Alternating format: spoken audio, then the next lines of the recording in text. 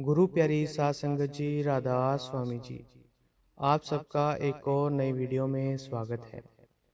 संगत जी, किसी को भी नामदान मिलना सतगुरु की एक ऐसी अनमोल बख्शिश है कि इस दुनिया में कोई भी उसकी कीमत अदा नहीं कर सकता। तभी तो वाणी में भी बताया गया है कि नामदान से बड़ा कोई भी दान नहीं है। नामदान तो सतगुरु अपनी मर्जी से देते हैं, क्योंकि वे सतगुरु तो जानी जान हैं। जिसे वे नामदान के काबिल समझते हैं, वे उसे ही देंगे। कई लोगों को बहुत वर्षों तक कोशिश करने के बाद भी नामदान की पर्ची नहीं मिलती है। आज की साखी में हम सुनेंगे कि जब एक सत्संगी बीबी के बार बार कोशिश करने के बाद भी नामदान की पर्ची नहीं मिली।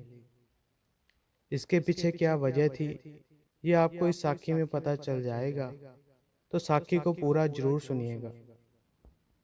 एक बार नामदान के समय की बात है।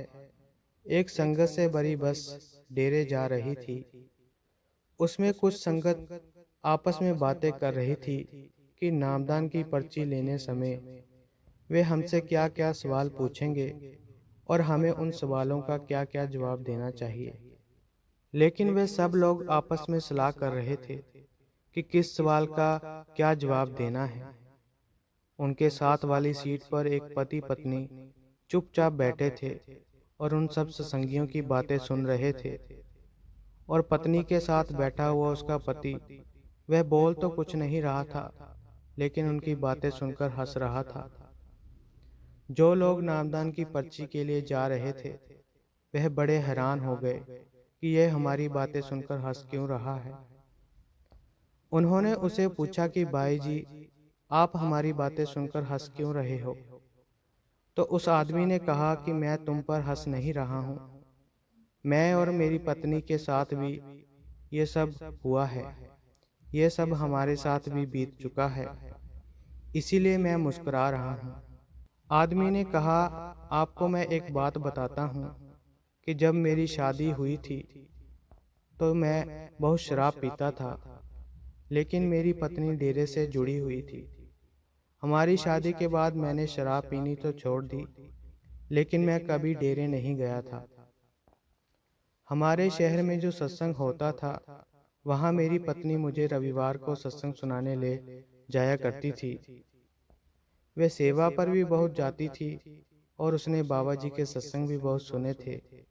फिर मेरी पत्नी ने मुझे नामदान लेने के लिए राजी कर लिया और कहा कि इस बार जब नामदान की पर्ची मिलेगी तो मैं आपको भी अपने साथ लेकर जाऊंगी और हम दोनों सतगुरु से नामदान लेंगे। फिर जब नामदान की पर्ची के लिए मेरी पत्नी मुझे अपने साथ लेकर गई, तो रास्ते में ऐसे ही आप लोगों की तरह मुझे सारे रास्ते समझाती रही कि किस बात का क्या जवाब देना है और किस तरह से बात करनी है। जब हम नामदान की लाइन में लगे तो हम अलग अलग हो गए। मुझे तो नामदान की पर्ची नहीं मिली। मैंने सोचा कि मेरी पत्नी को नामदान की पर्ची जरूर मिल गई होगी, लेकिन जब हम बाद में इकट्ठे हुए तो उसको भी नामदान की पर्ची नहीं मिली। मैं बड़ा हैरान हुआ कि चलो मुझे तो नामदान की पर्ची नहीं मिली, वे तो मैं मान सकता हूँ, लेकिन मेरी पत्नी को क्यों नहीं मिली। उसने बस में बैठी संगत को बताया कि हम हर बार नामदान की पर्ची के लिए जाते रहे। उसने बताया, मुझे तो तीसरी बार में नामदान की पर्ची मिल गई, लेकिन मेरी पत्नी को 9 बार नामदान की पर्ची नहीं मिली, उसे रिजेक्ट कर दिया गया। उसने बताया कि फिर 10वीं बार जाकर उसे नामदान की पर्ची मिली। उसने कहा कि मैं इसीलिए मुस्कुरा रहा था कि जितनी चाहे हम चतुराई कर लें, जितना मर्जी हम चालाकियां कर लें, लेकिन गुरु ने जिसे नामदान देना है उसी को देना है। ये नहीं है कि हम सेवा करते हैं, हमने बाबा जी के सत्संग सुने हैं तो हमें नामदान की पर्ची मिल ही जाएगी। ऐसा नहीं होता है। ये तो सतगुरु की मौज है। वे सतगुरु जिसे नामदान देना चाहेंगे उसी को नामदान देंगे। हमें तो भिखारी बनकर जाना चाहिए उसके दर पर।